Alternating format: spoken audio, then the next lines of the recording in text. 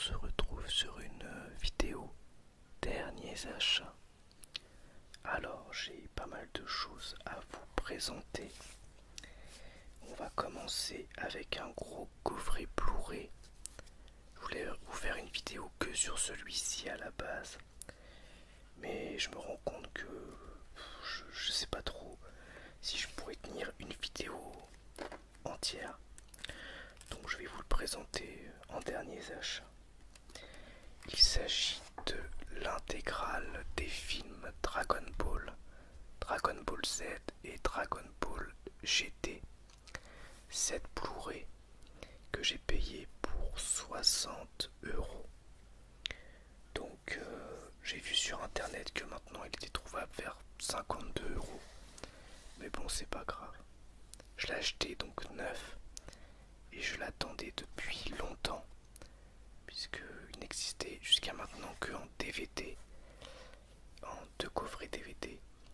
Et maintenant, ils ont tout regroupé en un seul, en Blu-ray, en HD, et c'est remasterisé, et le travail de remasterisation est génial. Donc, 17 films avec... Bon, je vais pas vous lire le synopsis, hein. Vous connaissez Dragon Ball. Donc les films, on a Dragon Ball, la légende de Shenron, le château du démon, l'aventure mystique. Donc les deux premiers, ça reprend en fait l'histoire de Dragon Ball, le manga et l'animé, mais en modifiant des éléments. Et l'aventure mystique, alors là c'est même carrément un délire, c'est-à-dire que c'est tous les personnages de Dragon Ball mais qui ont des rôles différents. Voilà. Après on a l'armée du ruban rouge, qui est un film Dragon Ball qui reprend tous les événements de l'arc ruban rouge, mais avec le style de Dragon Ball GT. Dragon Ball GT 100 ans après le téléfilm que je n'ai pas encore vu, mais qui apparemment, enfin c'est pas apparemment, il est en SD, il est pas en HD parce qu'ils ont perdu le master HD, tout ça. Et ensuite on passe au gros du coffret qui m'intéressait le plus, c'est-à-dire tous les films Dragon Ball Z. Donc il y en a beaucoup que je connaissais déjà quand j'étais petit parce que je les avais en cassette, mais je connaissais pas tout. Donc à la poursuite de Garlic, je l'avais, j'aime beaucoup. Donc c'est Sangohan qui se fait enlever par Garlic Junior, et puis Sangoku et Piccolo qui se battent contre lui pour le récupérer et tout ça. Puis bon, Garlic qui veut dominer le monde, il est devenu immortel grâce au Dragon Ball. Le robot des glaces, je sais plus exactement, mais je me souviens qu'il y a des combats assez cool. Ouais, je crois que c'est un robot géant, tout ça. Le combat fratricide, c'est avec Thalès, voilà, qui... Alors on sait pas vraiment, c'est pas dit dedans, il y a des théories qui disent que c'est son frère, d'autres qui disent que c'est juste un Saiyan qui lui ressemble, parce que c'est un peu son antithèse. Voilà, bon, de toute façon, tous ces films ne sont pas canons, c'est-à-dire qu'on peut pas vraiment les intégrer dans la timeline de Dragon Ball, sinon ça casse absolument tout, c'est pas cohérent. Ensuite on a la menace de Namek, avec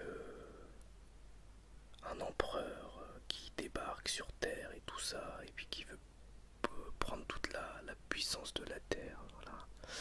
La revanche de Cooler.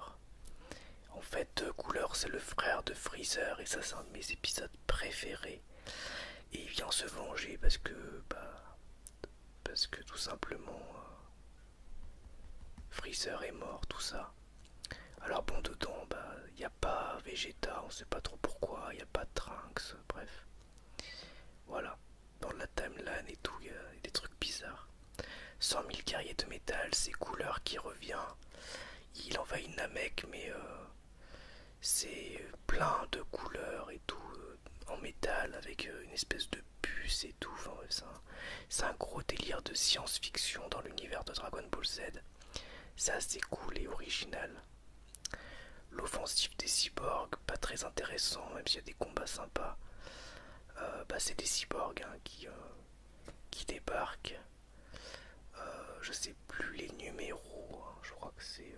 C13, C14, C15 peut-être, je sais plus. Je crois que c'est ça.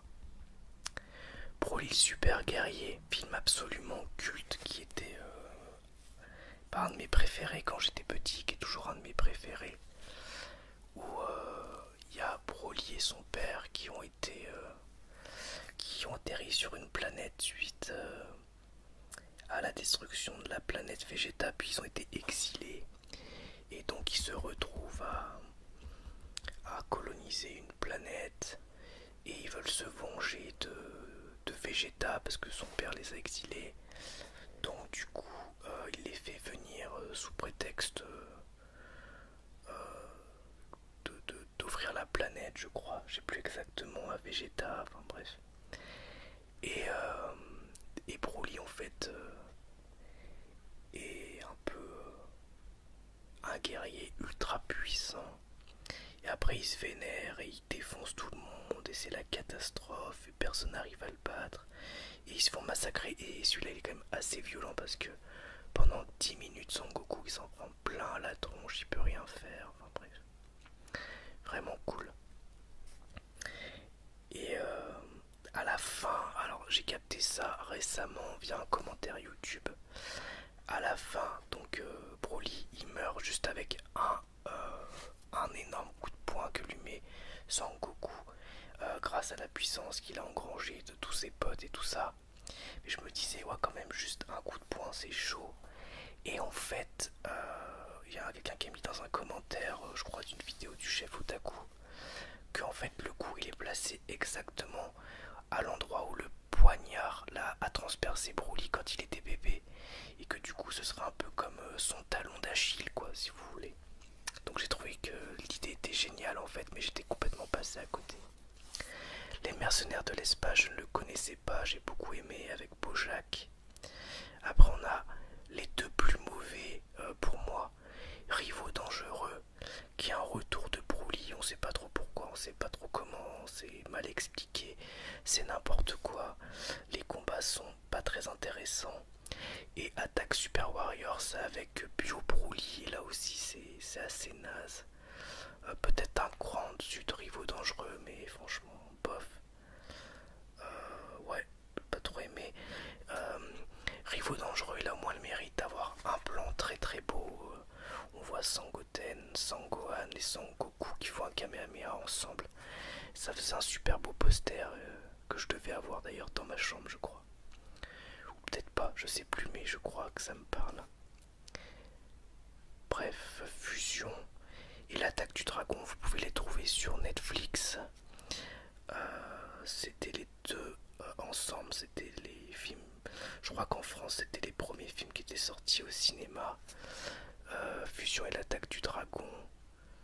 Mais je crois qu'ils étaient sortis avant Rivaux dangereux, Attaque Super Warrior, mais j'ai un doute.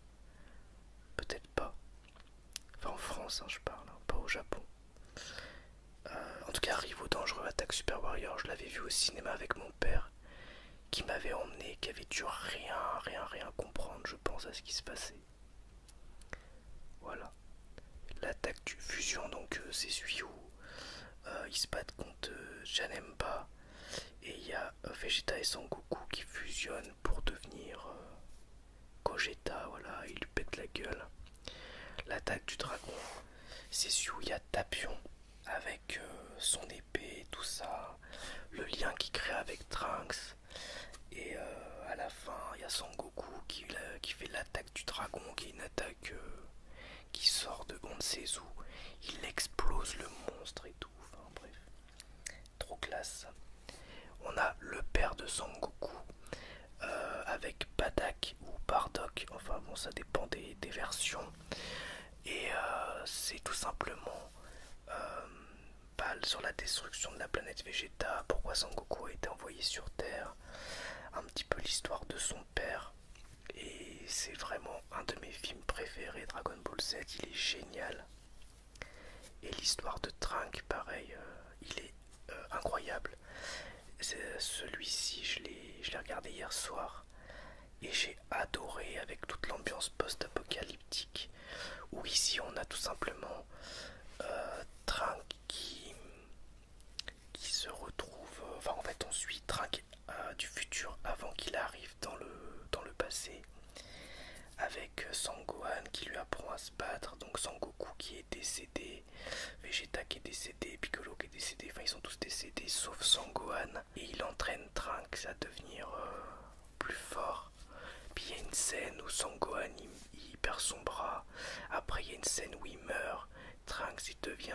Super Saiyan en découvrant la mort de Son Gohan.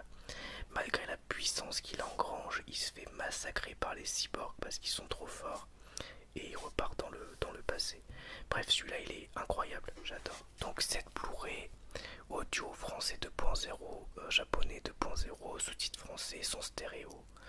Format 4 tiers, alors le format 4 tiers je pense que c'est pour les téléfilms. Le père de Son Goku, enfin c'est pas je pense, c'est sûr. Pour le père de Son Goku, l'histoire de Trunks et 100 ans après. Le 16/9, c'est pour tous les autres. Et on a 1.78 couleurs et durée 17h17. Donc j'ai tout regardé là, ça fait 2-3 semaines que je l'ai acheté. Voilà, j'ai tout regardé sauf 100 ans après que je n'ai pas encore vu. Et Fusion et le père de Son Goku que j'ai pas revu parce que je les avais revus il y a pas longtemps, donc je les ai pas regardés à nouveau. Donc je vais vous montrer l'intérieur du coffret, mais préparez-vous à être un peu déçus. Déjà on a un fourreau en carton tout naze, très fragile. Dessus on a Dragon Ball avec Son Goku petit, Dragon Ball Z avec Son Goku adulte en SSJ 3, et ici on a Son Goku de GT, donc qui est redevenu enfant. Donc vous voyez, c'est vraiment service minimum.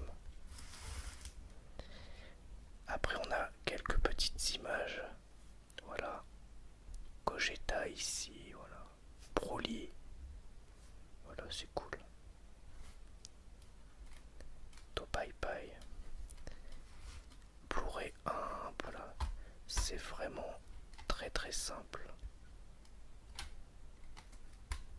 vraiment pas incroyable. Et derrière le dernier, bah, il y a quelques images encore. Ici de Dragon Ball Z et Dragon Ball GT. Et au dos, bah, on a exactement la même chose. Donc voilà. Donc le coffret, c'est vraiment le service minimum. Mais je tiens quand même à signaler que la remasterisation est exceptionnelle. C'est un très beau travail.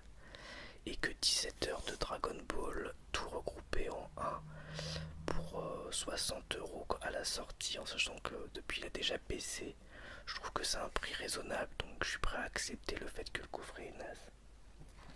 Par contre, gros point noir, par rapport à un Blu-ray standard, c'est pas le bon format. Ils ont fait un format coffret DVD.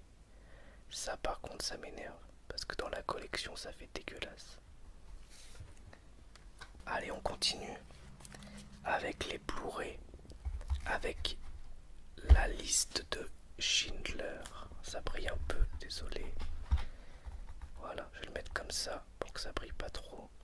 Édition 20e anniversaire. Donc il y avait un fourreau qui était pas pratique et qui était tout pété, donc je l'ai enlevé. Je l'ai payé cette édition 5 €. Alors j'ai vu après que le film était sur Netflix, mais bon, qu'importe, c'est pour ma collection. La liste de Schindler, réalisée par Spielberg, qui est un film vraiment magnifique. Je l'ai regardé il y a 2 jours et j'ai versé ma petite larme. C'est un très beau film, il dure plus de 3 heures, sur la Shoah, sur Schindler, qui est un homme d'affaires qui a sauvé 1500 juifs de la déportation. Enfin, pas de la déportation, mais de l'exécution, quoi. Et donc, il les a sauvés parce que bah, je vous laisse découvrir l'histoire si jamais vous ne la connaissez pas. Le film est très beau, vraiment. Alors des fois c'est dur, hein, c'est très triste, évidemment ça parle de la Shoah, donc c'est forcément très triste. Mais il y a des scènes vraiment magnifiques, c'est très touchant. Liam Neeson joue incroyablement bien. Il y a un acteur aussi qui joue un officier nazi qui est incroyable, mais alors j'ai plus son nom. Je sais pas si je peux trouver son nom. Alors, peut-être à l'intérieur, on va regarder. Donc dedans on a un petit livret avec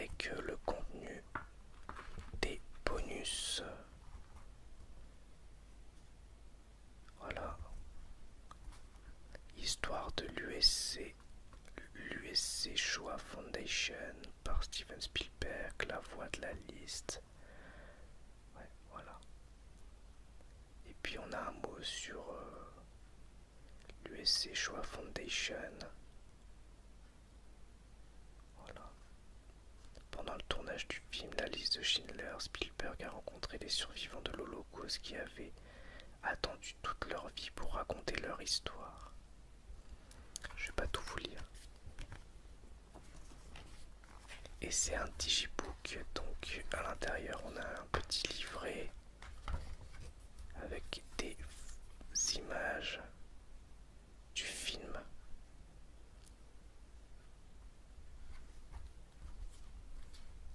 Voilà, magnifique. Donc le film est en noir et blanc. C'est cet acteur, je sais plus son nom.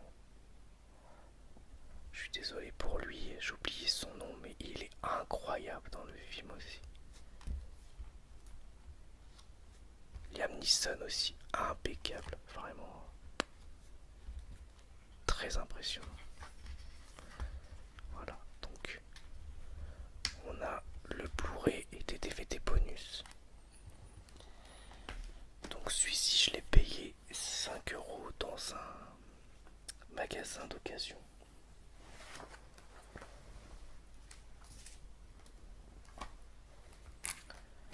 On continue avec la version 4K de Van Helsing avec Hugh Jackman, connu principalement, enfin pas que, mais notamment pour X-Men en étant Wolverine.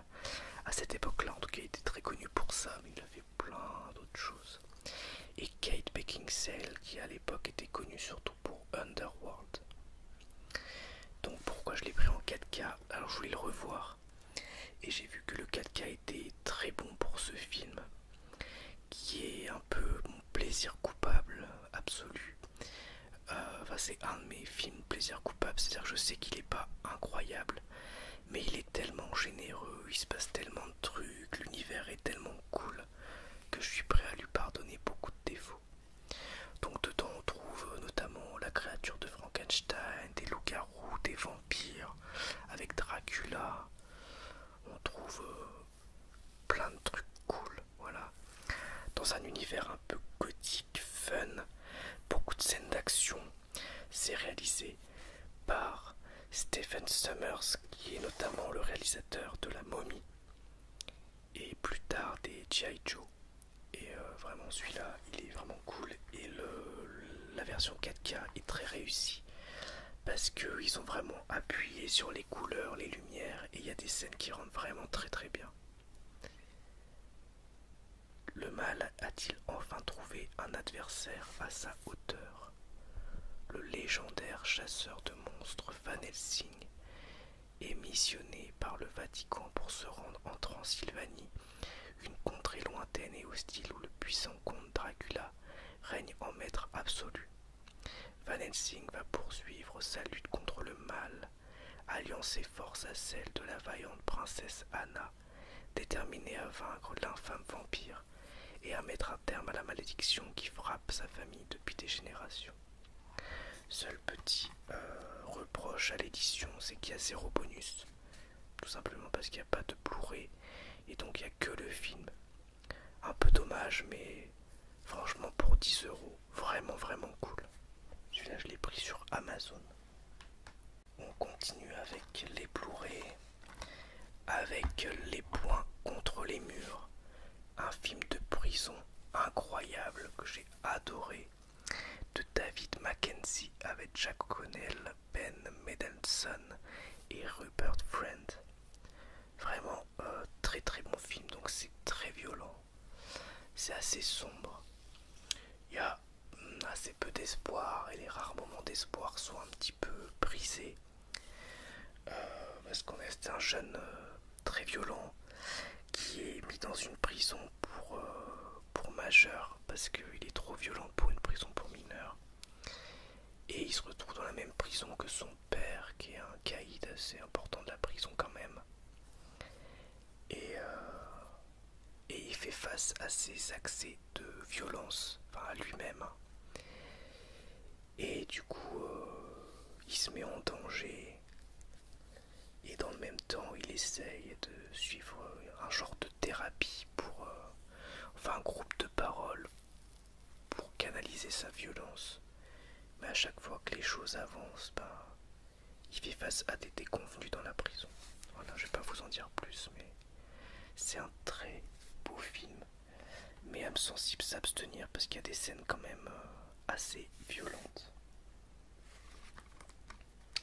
Ensuite, on a Le jour où la Terre, alors celui-là pardon, je l'ai payé 6 €, voilà. Ensuite on a Le jour où la Terre s'arrêta, que j'ai payé 1 €. Je l'ai pris pour le prix et puis parce que je l'avais vu à l'époque au cinéma, mais je m'en souvenais plus du tout. J'aime beaucoup Keanu Reeves aussi, donc c'est pour ça que je me suis dit vas-y pourquoi pas. Et je me souviens pourquoi je m'en souvenais plus. C'est parce que le film est pas incroyable. C'est pas une purge dans le sens où je me suis pas trop ennuyé. Il y a des bonnes idées, mais c'est un remake et apparemment le remake, enfin l'original l'enterre complètement. Et celui-là c'est pas, ouais c'est un peu un blockbuster sans grande saveur. Le film est très froid et Keanu Reeves est très froid dans son jeu, mais c'est normal parce qu'il joue un alien tout simplement. Donc on comprend pourquoi en fait, hein. Il a pas vraiment d'émotion, pas d'émotion humaine. Il y a aussi, je crois que c'est Jaden Smith, quoi, le fils de Will Smith, qui est insupportable dans le film. Donc ça aussi, ça m'a un peu gonflé. Mais bon, après, il y a quand même des trucs assez cool. Normalement, tous les trucs des nanorobots et tout ça, c'est vraiment sympa. Et il y a des beaux effets de lumière, mais les CGI, les effets spéciaux numériques ont des fois très mal vieilli. C'est variable, des fois c'est beau, des fois c'est moche. Voilà. Donc c'est un genre de film catastrophe, film de science-fiction, quoi, entre deux. Ensuite, on a Ultimate Game avec Gérard Butler. Donc c'est par le réalisateur de Hypertension 1 et 2. Et je l'ai pris parce qu'en fait déjà il était 1 €. J'ai vu qu'il était interdit au moins de 12 ans, donc je me suis dit bon allez, un film d'action gore, ça peut être sympa. Et je me suis dit aussi que j'avais beaucoup aimé Hypertension. Alors j'avais vu le cross dessus, donc je m'attendais pas à un film exceptionnel. Mais j'ai quand même passé un bon moment, donc c'est un délire quand même assez régressif. Il y a du cul un peu débile. Il y a de la violence sacrément violente. Euh, mais il y a quelques idées de mise en scène assez sympas. Alors des fois c'est un peu épileptique, mais il y a quand même des trucs assez cool. Et le film est très efficace, hein. On s'ennuie pas, on n'a pas le temps de s'ennuyer, ça n'arrête jamais. Et en plus je crois qu'il dure 1h35, 1h40, je sais plus, mais vraiment j'ai pas vu le temps passer. Donc j'ai bien aimé. Et autant Le jour où la Terre s'arrêta, je sais pas si je vais le garder dans la collection, je vais peut-être le revendre. Autant Ultimate Game, je vais le garder et c'est un film que je suis susceptible de revoir. Donc j'ai vu que celui-ci il était sur Prime Video si jamais ça vous intéresse. Et si vous voulez rigoler un bon coup, vous pouvez regarder la vidéo de Crost dessus parce qu'elle est très drôle. Alors je vais vous lire le synopsis. Dans un futur proche, le milliardaire Ken Castle a créé le jeu vidéo ultime, Slayer, des condamnés à mort qui, guidés à distance par des joueurs en ligne, s'entretuent lors de combats diffusés sur les écrans du monde entier. S'ils survivent à 30 épreuves, ils retrouveront leur liberté. Cable est aujourd'hui la star du jeu, il ne lui reste plus qu'une poignée de victoires à remporter. Et sa femme, elle est dans un autre jeu où elle est contrôlée aussi. C'est un genre de Second Life, quoi. C'est un jeu, je crois que c'est Society, je crois que ça s'appelle. C'est un genre de Sims-like, mais avec plein de gens qui font des délires sexuels et tout, avec leurs avatars, enfin. C'est un gros délire. Et voilà. Et Slayer, c'est un genre de Call of Duty, quoi. Et donc ils sont contrôlés par des vrais gens et tout. une édition en plus avec beaucoup de bonus, donc franchement pour 99 centimes c'est cool. Bon, ensuite il y a des mangas pour finir. Donc il y a un gros manga, un gros pavé que je me suis offert mais je l'ai pas encore fini, donc j'attends de l'avoir fini pour vous le présenter dans une prochaine vidéo. Donc on commence avec Tsukumi Project 1 et 2, créé par Ipato. C'est un seinen chez Ki-hoon et c'était une offre, un manga acheté, un manga offert.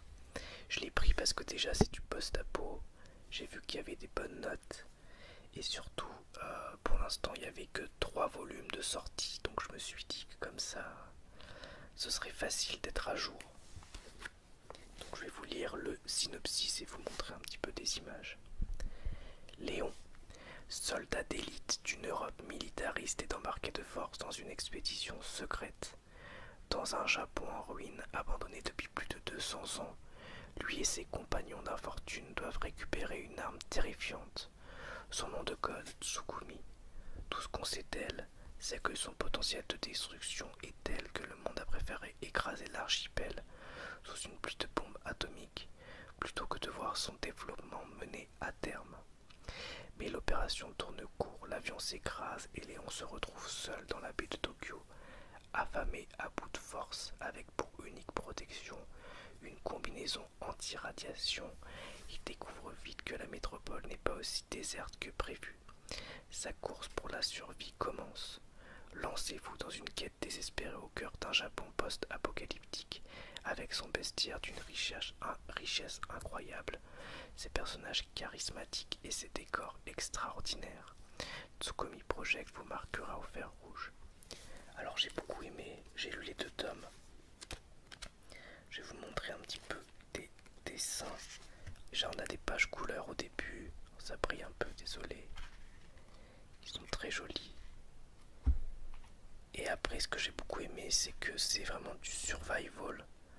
C'est-à-dire que le personnage il explique tout ce qu'il fait pour sa survie. Pour trouver à manger, pour se protéger des radiations, pour trouver de l'équipement contre des ennemis, voilà, tout est expliqué. Et le côté survival, je l'ai trouvé assez génial. Donc vraiment un très bon manga, je vous le recommande.